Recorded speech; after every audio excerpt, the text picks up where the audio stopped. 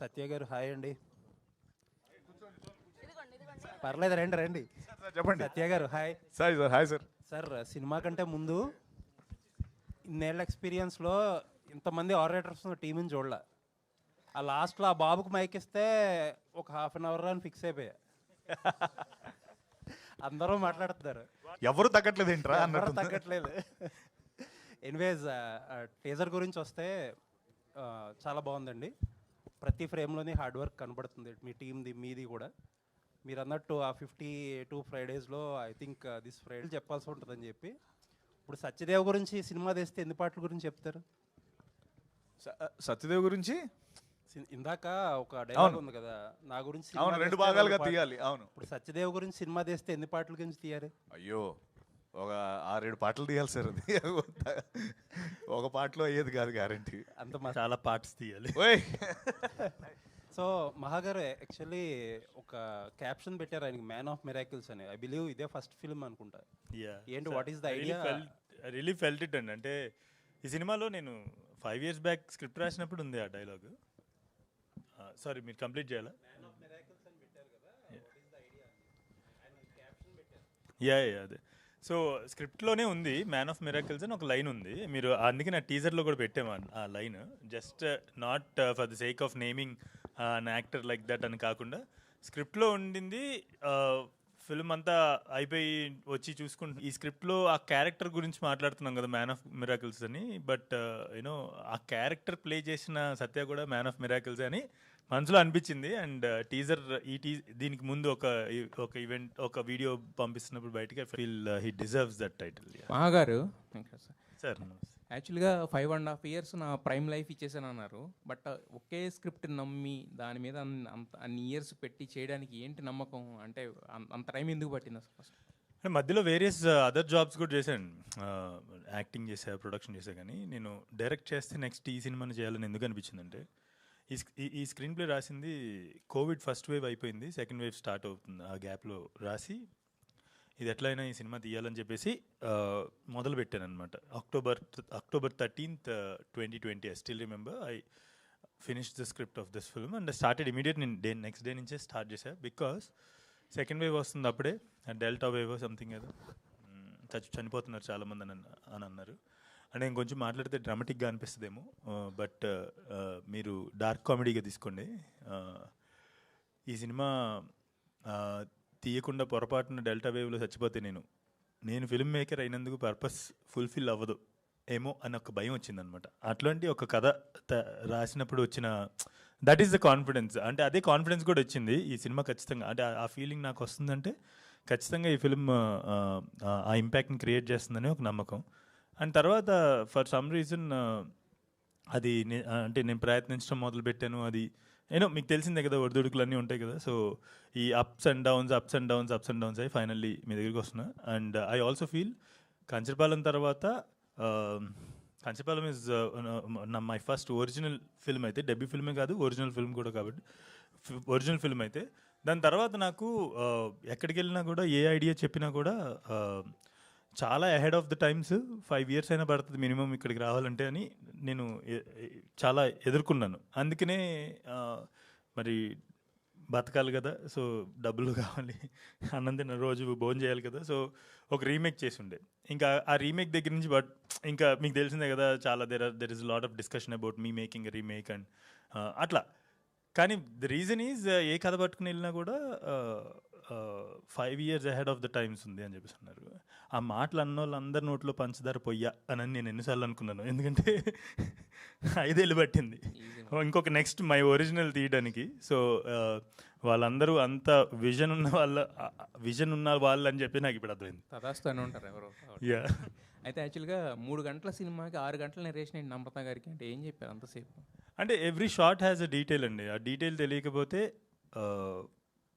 You can't understand towards the end.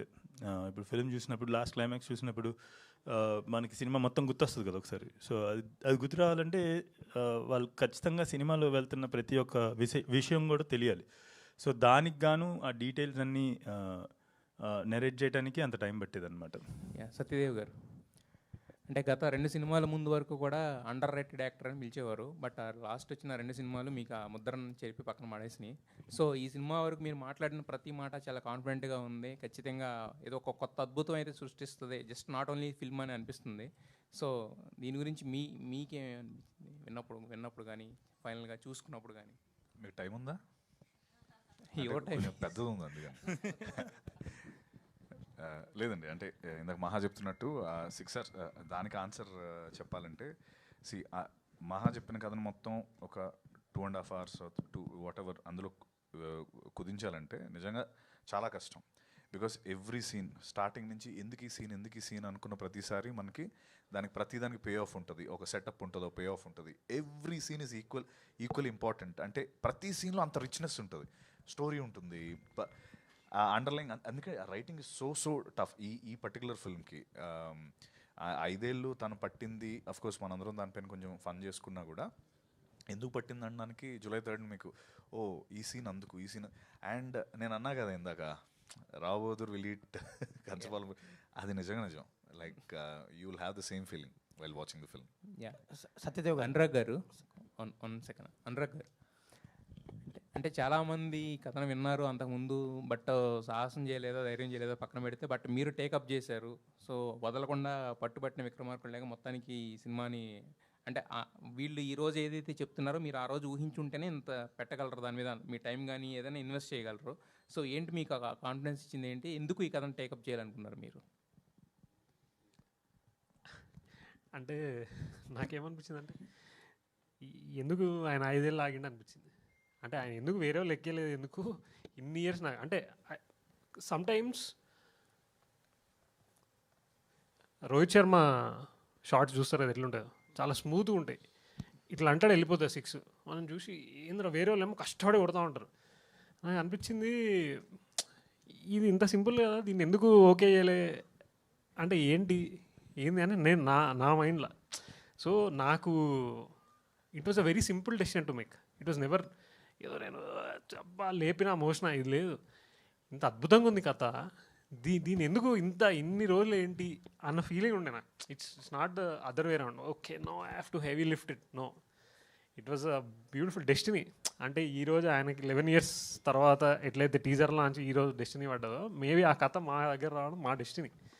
So it's very fortunate that we could get it. Satyadev garu, smooth. Satyadev గారు, hi. మీరు ఇందాక చెప్పారు అంటే ఒక 3 times బౌన్స్ అవ్వాలని. ఓల్ ప్రాసెస్లో మీకు మోస్ట్ డిఫికల్ట్ పార్ట్ ఏంటి యాజ్ ఎ యాక్టర్గా?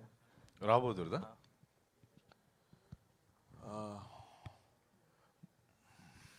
మోస్ట్ డిఫికల్ట్ పార్ట్ ఆనెస్ట్గా నాకు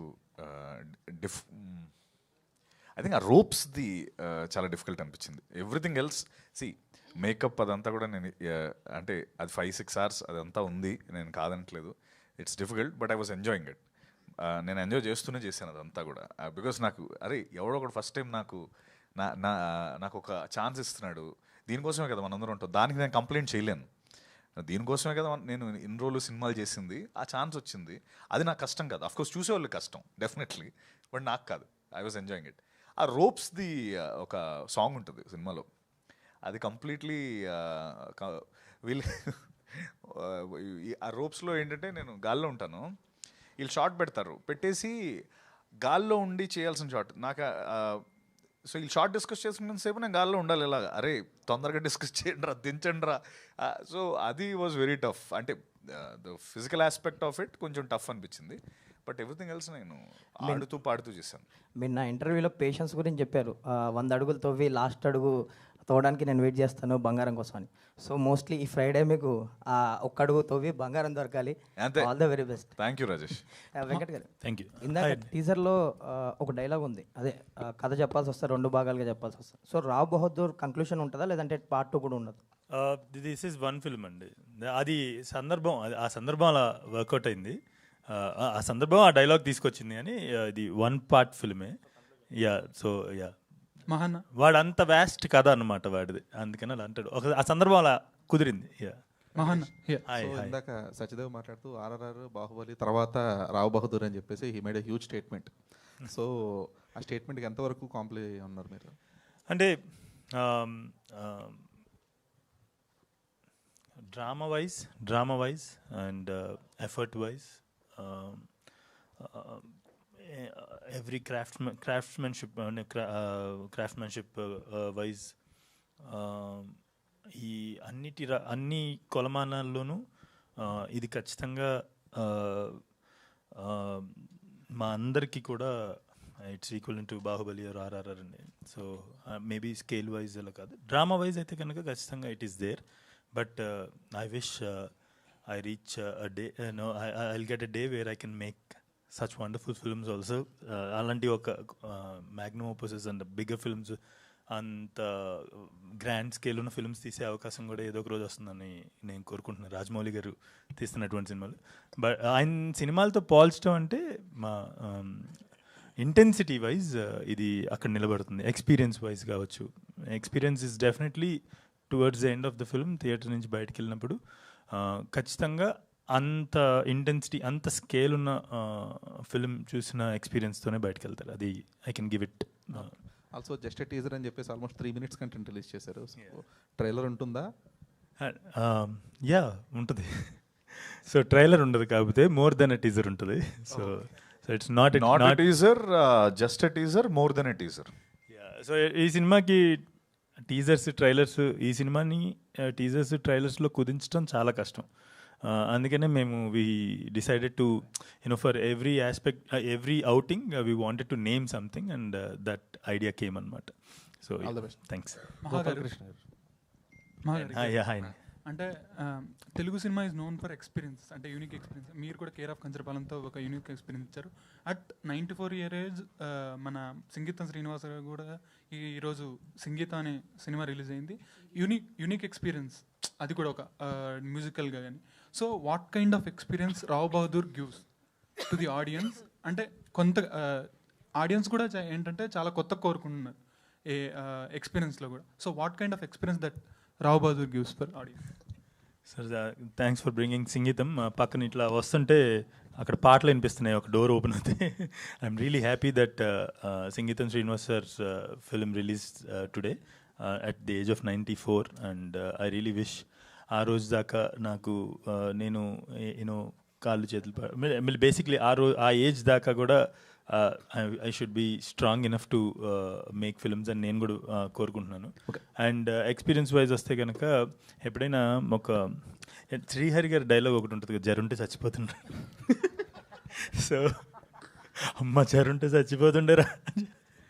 so it's like all kinds of experiences. For example ఈ సినిమా ఎవరైనా చనిపోయినప్పుడు లాస్ట్ 7 minutes మొత్తం రిప్లై అవుతుంది అని అంటారు కదా, అలాగా మీరు థియేటర్లోకి వచ్చినప్పుడు ఒక రావ్ బహదూర్ అనేవాడి లైఫ్ని 2.5 hours ఆ రీప్లే అనమాట. It's like almost biopic of character called Rao Bahadur. So so it's going to be an overwhelming experience, అది నా ఉద్దేశం. జరుంటే చచ్చిపోతానంటే. Venkatesh Maha. Yes, hi, congratulations in advance. Thank you. నాకు డౌట్ ఏంటంటే పోయి పిచ్చోళ్ళలాగా బిహేవ్ చేస్తారు, అంటే వాళ్ళ సినిమా ఏమైపోద్దేమోనని భయంతో. మీరేంటండి మ్యాన్లీగా రెడీ అయ్యి ఒక హీరోకి కాంపిటేటివ్గా వచ్చి కొంచెం లుక్స్ కూడా ప్రీవియస్గా పోలిస్తే కంపేర్ చేస్తే ఇప్పుడు చాలా మంచిగా కనిపిస్తున్నారు. దాని వెనకతల రీజన్ ఏంటి? రావ్ బహదూర్ ఏమైనా మార్చిందా మిమ్మల్ని? ఈజ్ అన్ యాక్టర్ ఆల్సో కదా. అదే I'm an actor also, director also. Just simple, to put it in simple words, I'm touched by light in the last 1-2 years. I'm touched by light. There is something called Kantidhara in this song. Kantidhara అని వస్తుంది కదా. So I'm just touched by light.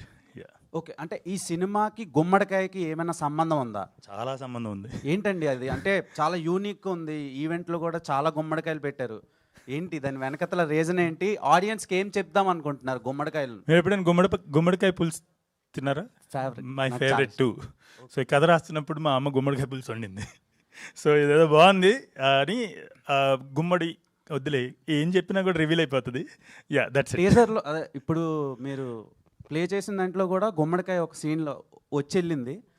So ఏంటి, ఎలాంటి, ఇది కూడా ఒక role play? గుమ్మడికాయకి కూడా ఒక క్యారెక్టర్, అదొక క్యారెక్టర్ అనమాట. ఓకే సార్, చెప్పండి సార్. అంటే ఇందాక నేను చెప్పినట్టు each and every element in the film has an important place. అంటే ఊరికే ఏది ప్లేస్మెంట్ చేయలేదు, సాలిడ్గా యూ హ్యావ్ రీజన్స్. అండ్ ఇంకా తిరిగి ఆలోచించినప్పుడు మనం ట్విట్టర్లో కొన్ని థియరీలు పెడుతుంటారు కదా కొంతమంది, మామూలు కొన్ని సినిమాల గురించి చూడగానే అమ్మ దీనమ్మ అని అనుకుంటాం కదా, అలాంటివి అట్లా మనోడు అట్లా చల్లింది ఇట్లా సినిమా మొత్తం. ఓకే సత్యం, చిలిపి నవ్వు ఇంటిచ్చాడు. కింగ్డమ్ తర్వాత వాళ్ళిద్దరు పక్క పక్కన కూర్చున్నారు, ఇద్దరు చిలిపి క్వశ్చన్లు వేస్తుంటారు ఇలాగా. కింగ్డమ్ తర్వాత చాలా మిస్ అయ్యాము. ఇది మేకింగ్ వీడియోస్ నుంచి చాలా ఎక్సైట్మెంట్ క్రియేట్ చేసింది మాకు. నా డౌట్ ఏంటంటే ఈ సినిమాలో హీరో మీరా రావు బహదూరా? పెళ్లి కొడుకు నేనే, షర్ట్ మాత్రం నాది. సో ఎలా అనిపించింది అన్న ఎక్స్పీరియన్స్? అండ్ మీరు చేసిన సినిమా ప్రీవియస్గా ఒక ఇంటర్వ్యూలో చూసా, త్రిబులార్లో చేశారు, ఇలా కట్ అయిపోయింది అన్నారు. సో అంతకంట మంచి రోల్ అనిపిస్తుంది మాకు. సో మీరు ఎలా అనుకుంటున్నారు అండ్ ఆడియన్స్కి ఏం చెప్దాం అనుకుంటున్నారు ఈ సినిమాతో? ఈ ప్రతిదానికి లాస్ట్లో ఈ సభ్య సమాజానికి ఏం చెప్దాం అనుకుంటున్నారని ఒకటి యాడ్ చేస్తున్నాడు మనడు. ఓకే, సి ఒకటి ఏంటంటే నాకు మహాతో ఎలా ఉంటాయంటే మా ఇద్దరు డిస్కషన్స్, మహా ఆఫీస్లోకి నేను ఎంటర్ పెట్టినప్పుడు ఓకే మహా స్టోరీ ఓకే, డేట్స్ ఏంటో చెప్పు. స్టోరీ నరేషన్ పిలిచినప్పుడు నా అప్రోచ్ అలా ఉంటుంది మహా విషయంలో. ఎందుకంటే తను ఏది ఊరికే చేయడు ఊరి కోసం చేస్తాడు అన్నట్టు, ఏదో అంటే ఎవ్రీ డీటెయిలింగ్ ఇది చెప్తున్నాడంటే దీని పే ఆఫ్ ఎక్కడ వస్తుంది, ఎందుకు ఇది చెప్తున్నాడు. ఇందాక తను అన్నట్టు ఆ పంప్కిన్కి ఒక రీజన్ ఉంటుంది, వాడు ఆ కాస్ట్యూమ్కి, లేకపోతే వాడు వేసుకున్న ఎవ్రీథింగ్. సో ఇవన్నీ నేను మహాతో కూర్చొని యూనో ఇందాక తను అన్నట్టు 6 గంటలు వేస్ట్ చేసే బదులు ఒక 10 నిమిషాల్లో ఏంటి బాస్ ఏంటి మ్యాటర్, డేట్స్ ఎప్పుడు చెప్పు అని చెప్పి వెళ్ళి డిన్నర్ చేసి వచ్చేస్తాం. సో దట్స్ హౌ నేను మహా సినిమాని అప్రోచ్ అయ్యేది. అండ్ నేను మళ్ళీ సినిమా నేను ఇందా నుంచి సినిమా గురించి చాలా ఎక్కువ చెప్పాను, బట్ ఐ ఫీల్ ఈ సినిమా గురించి టైమ్లెస్ క్లాసిక్ ఇది, అది మాత్రం కన్ఫర్మ్. మనరాగా అన్నట్టు థీరీస్ కావచ్చు, లేకపోతే ఏదైనా కావచ్చు. రావు బహదూర్ ఇందాక తను అడిగాడు ఎందుకు అంత కాన్ఫిడెంట్గా చెప్పారని. అయ్యో నాకైతే ఆ కాన్ఫిడెన్స్ 100% ఉంది. And thank you, please to watch. Okay, action scenes ఎలా ఉండబోతున్నాయి ఈ సినిమాలో? యాక్షన్ అసలు అంటే నోటింది యాక్టింగ్ అదిరిపోయింది, చాలా బాగా చేస్తాను. అదే నా అది యాక్టింగ్ కాదు, ఫైట్సా అదే ఇప్పుడు ఇది అయిపోయాక మన ఇద్దరికి ఉంటుంది యాక్షన్ సీక్వెన్స్. నాకు తెలుసు. హీరోయిన్ వెల్కమ్ టు టాలీవుడ్ అండి. Thank you so much. So speciality కదా. What made you choose this character in Rao Bahadur and working experience with Venkatesh Maha గారు, సత్యదేవ్ గారు అండ్ ప్రొడ్యూసర్స్? మలయాళത്തിൽ പറയട്ടെ? ఏదో പറയണം. మలయాళంలో చెప్పచ్చా అని అడిగింది. మలయాళం సినిమాలు చూస్తా. So the first reason why I chose Rao Bahadur is I'm a fan of Care of Kancharapalam. There are a lot of people in Kerala, I don't know if you believe it or not, there are a lot of people in Kerala who loves Care of Kancharapalam. And you know one thing, that film was remade. Kada Innu Vere, it's titled, but still Care of Kancharapalam is the classic film forever. It can't be remade. Like if it is remade also, the classic will always remain as Care of Kancharapalam. So that is the first reason why I took this film, Rao Bahadur. And yeah, Renuka is a character that I have never done before in my film career, which has a lot of layers in it. And I'm very thankful that I got such a beautiful opportunity to work with Venkatesh Mahagaru, and also, as I always said, Satyadev Garu, who's a versatile and self-made actor who we all love. So, yeah. Sarath గారు, Thank you so much. బేసిక్గా శరత్ గారు sir చెప్పండి. ఇంతకుముందు మీరు already major చేసినప్పుడు కూడా GM banners, so ఏంటి అంటే ఇది అప్పుడు కూడా మాకు సోనీ వాళ్ళందరూ ఉండే సార్. దీనిలో గోపాలకృష్ణ గారు ఫస్ట్ వచ్చారు, కానీ సినిమా అయ్యే కొద్దీ దాని స్కేల్ చాలా పెరిగింది. Film demanded a lot from us. మేము అనుకున్న బడ్జెట్ కూడా చాలా ఎక్కువైంది. So we needed more cash. So అందుకు we went and reached out to better invest and got a new partner. And అంటే this a very big film and మీరు చూసినప్పుడు అది అర్థమవుతుంది. Each shot, each scale, the number of sets we have erected, we shot for over 100 days. So yeah, because as the project went on మేము అనుకున్న budget కానీ చాలా extend అయింది కాబట్టి I had to bring in new. Namrata గారి support ఎలా ఉండింది మరి? అంటే బ్యాకింగ్ ద ప్రాజెక్ట్ అంటే ప్రెజెంట్స్ వాళ్ళు ఉన్నారు కదా. కంప్లీట్లీ, అంటే ఒక ప్రెజెంటర్గా ఏమేం చేయాలో దే డూ ఎవ్రీథింగ్. అంటే నేను Anurag we will be always be careful to not ask too much from them. అంటే మా బిలీఫ్ ఎప్పుడు మనం ఏమని చేయగలిగితే చేయాలి, బట్ ఎక్కువ అడగద్దు అని. సో ఎంతవరకు వాళ్ళ బ్లెస్సింగ్స్, వాళ్ళ సపోర్ట్ మాకు అవసరమో అంతవరకు తీసుకుంటాం. ఇప్పుడు కూడా మహేష్ సార్కి సినిమా చూపిస్తాము నెక్స్ట్. అంటే మేమేం బిలీవ్ చేస్తామంటే మహేష్ సార్ లాంటి వాళ్ళు, నమ్రత గారు లాంటి వాళ్ళ స్టేచర్ ఎంత పెద్దది అండ్ మేము ఎంత రెస్పెక్ట్ చేస్తామంటే they should say that. Cinema చూపించి ఐ విల్ టెల్, ఇప్పుడు చెప్పండి మీరు ఏం చేస్తారు. అంతేగాని I don't want to go to them and say ఇది చేయండి, నాకు పలానా ఈవెంట్కి రండి లేతే ఇది చేయండి అని. I feel we have that respect for them and I believe that their presence is with us. And ఫోన్లలో అది టచ్ అనే ఉంటారు. And whenever the time is right obviously they will step out. Wish all the best. I just want to add to that. మీరు Oscar films అవి చూస్తే మన producers list చూస్తే కనుక 8-10 ఒక్కోసారి 15 ప్రొడ్యూసర్స్ పేర్లు కూడా ఉంటాయి వికీపీడియాలో. బికాజ్ అంతటి అంబిషియస్ విజన్ ఉన్నప్పుడు I think it needs such you know those many minds, brains to believe it and come forward to back the project. I think that is also one of the reasons, because of the vision, the big the scale of the film, the vision of the film. అంతమంది రావాల్సి వచ్చింది. గోపాలకృష్ణ రెడ్డి గారు, మీరు ఎంచుకున్న సినిమాలు చూస్తే తర్వాత ఏమో ఏ చూసినా కూడా అంటే జనరల్గా ఉండవు ఏది కూడా. సో మరి మీరేమో చాలా సింపుల్గా ఉంటారు చూడడానికి. అంటే వినగానే అర్థం అవుతాయా, లేదంటే ఏదైనా డిఫరెంట్గా ఉందని చేద్దామని ఏంటి మీ అంబిషన్ ఏంటి? ఇలాంటి ఫిల్మ్స్తో ఎందుకు అసోసియేట్ అవుతుంటారు ఎక్కువ? మీరు చేసింది ఏది కూడా రెగ్యులర్గా ఉండదు. శ్రీ చిదంబరం కానీ ఇది కానీ కానీ. నేను ఫస్ట్ అది ఇప్పుడు కాక ఇంకప్పుడైనా ఒక స్టోరీ చేశానండి, అది కరోనా టైంలో.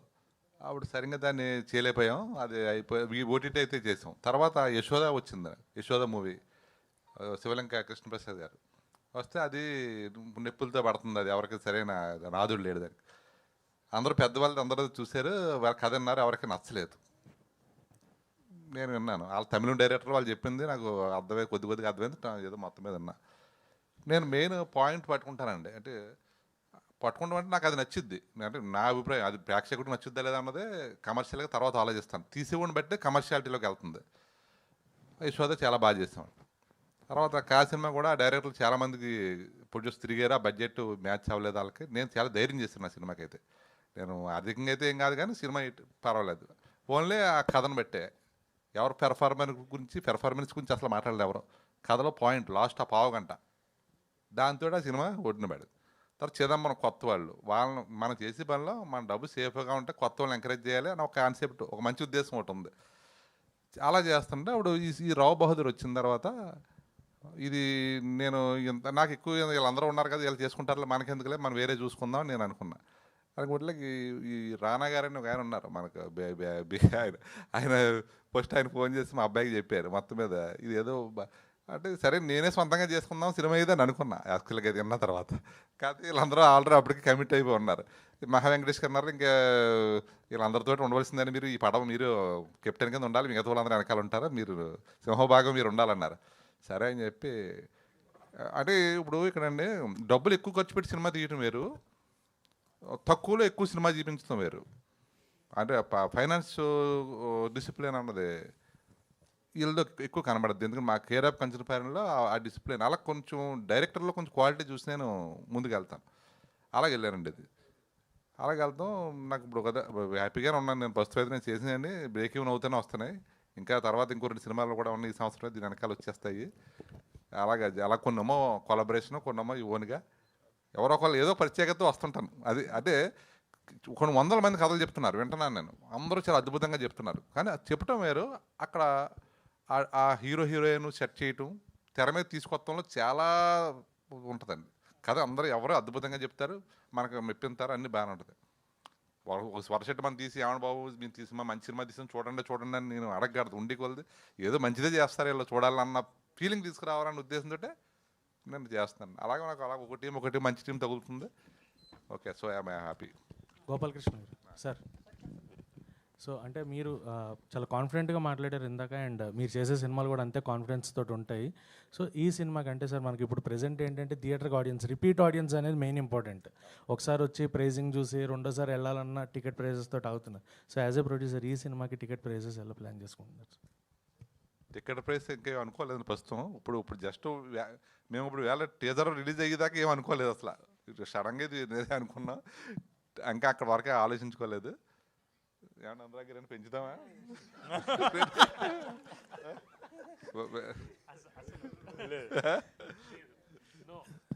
సత్యదేవ్ గారు సార్, మీరు సత్యదేవ్ గారు సినిమా చేస్తున్నారంటే ఇండివిజువల్గా there will be social message, అంటే ఖచ్చితంగా ఏదో ఒక మెసేజ్ అయితే మీ నుంచి వస్తుంది అనేది ఎక్స్పెక్టేషన్స్ ఉంటాయి. ఈ సినిమా complete we're feeling like entertainment ఉంది, అలాంగ్ విత్ దట్ ఏమన్నా మెసేజ్ త్రూ దీని ద్వారా కూడా వెళ్తున్నారా? ఏ మెసేజ్ అసలు మెసేజ్ ఇవ్వాలని ఈ సినిమా చేయలేదు.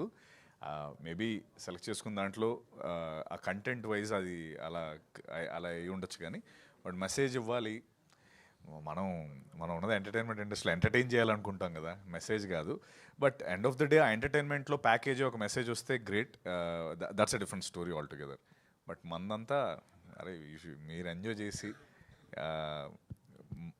You know if you get entertain, అదే biggest success. That's what I feel. Venkatesh గారు, అంటే మామూలుగా మీ సినిమాలో ఫీమేల్ క్యారెక్టర్స్ కూడా ఇన్స్పైరింగ్గా ఉంటాయి. అండ్ రావ్ బహదూర్లో చూస్తే కొన్ని సీన్స్లో హీరోయిన్ ఎక్కువగా బుక్స్ పట్టుకుంటుంది. ముఖ్యంగా అరుణ అని చెప్పేసి చలం గారు నవలు చదువుతుంది. ఆ బుక్లో చూస్తే స్త్రీ యొక్క స్వేచ్ఛ గురించి ఎక్కువగా ఏం చేస్తూ ఉంటారు. బట్ ఈ సినిమాలో హీరోయిన్ కొంచెం అలాంటి క్యారెక్టరే ప్లే చేస్తుందా? సో మీరు ఎలా డిజైన్ చేశారు?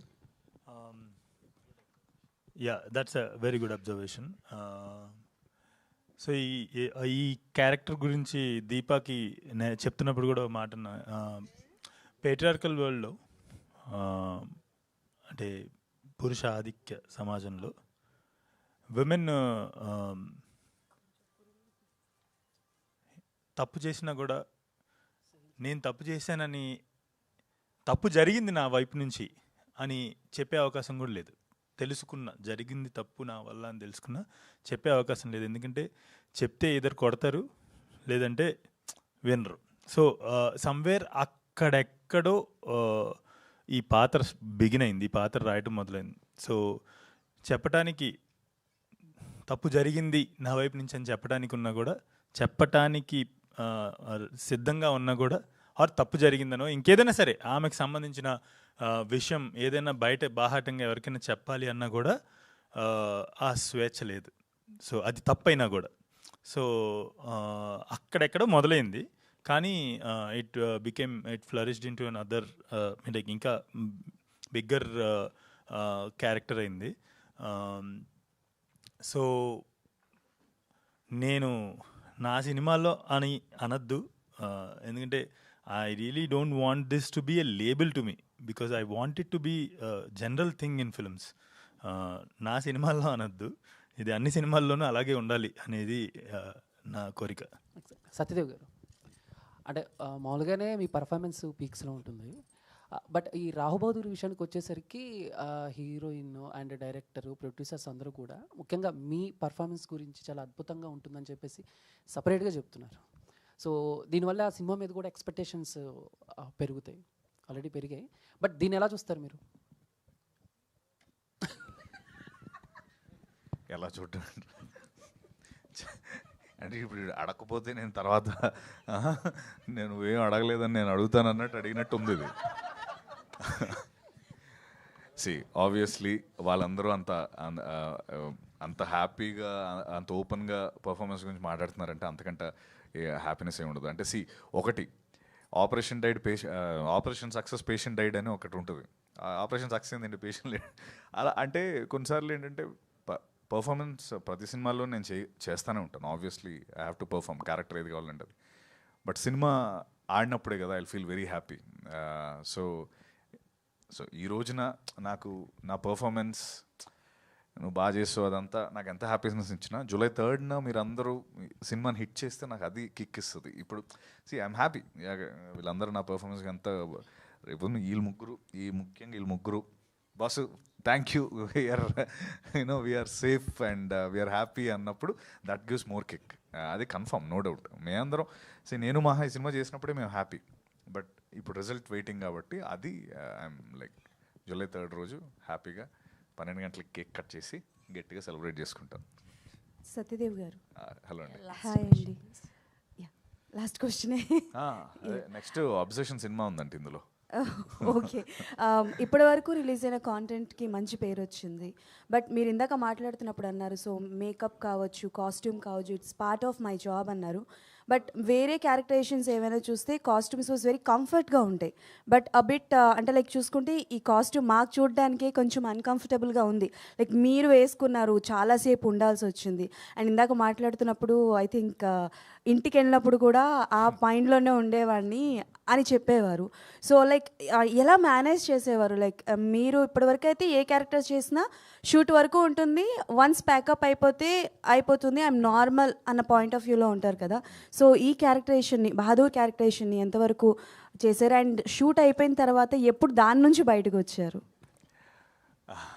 అంటే ఒక సామెత ఉంటుంది, ఎంత ఎత్తు ఎక్కితే అంత దూరం పడతావరా అంటారు.